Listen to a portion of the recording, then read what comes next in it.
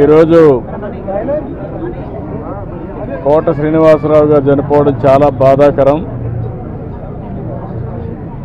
మొన్నటి వరకు చాలా ఉత్సాహంగా చలనచిత్ర పరిశ్రమకు ఎనలేని సేవలు అందించిన వ్యక్తి.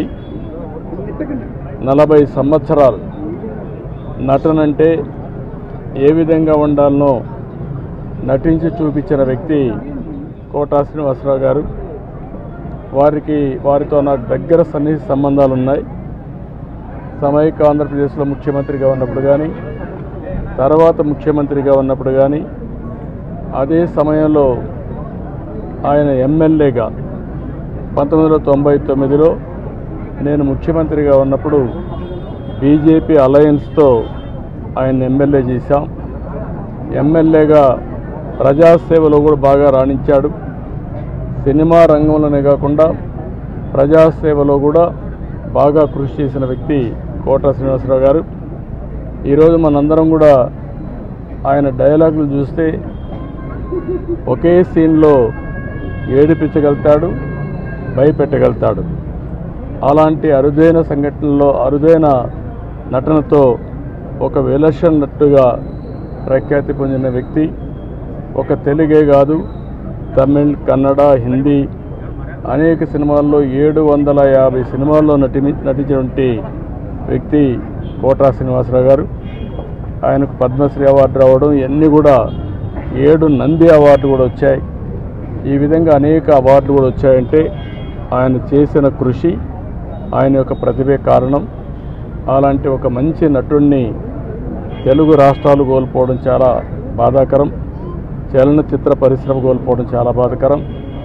అలాంటి వ్యక్తి పట్ల నా మరణం పట్ల నా ప్రగాఢ సానుభూతి తెలియజేసుకుంటూ, వారి కుటుంబ సభ్యులకి నా ప్రగాఢ సానుభూతి తెలియజేస్తూ, వారి ఆత్మకు శాంతి కలగాలని భగవంతుని మనస్ఫూర్తిగా ప్రార్థిస్తున్నాను.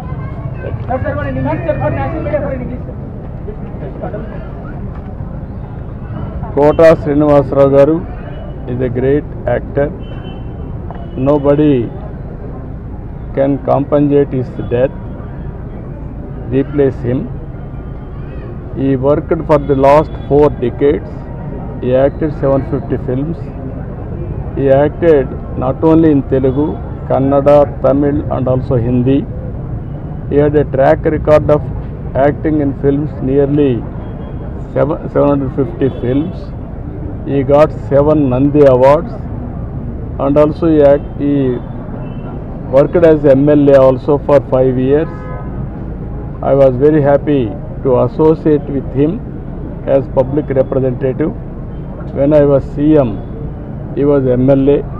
He has done tremendous public service at that time. Today, we are all unable to digest his death. Anyway, he has done extremely well for the welfare of the people, and also he contributed for the Telugu film industry and other film industry also.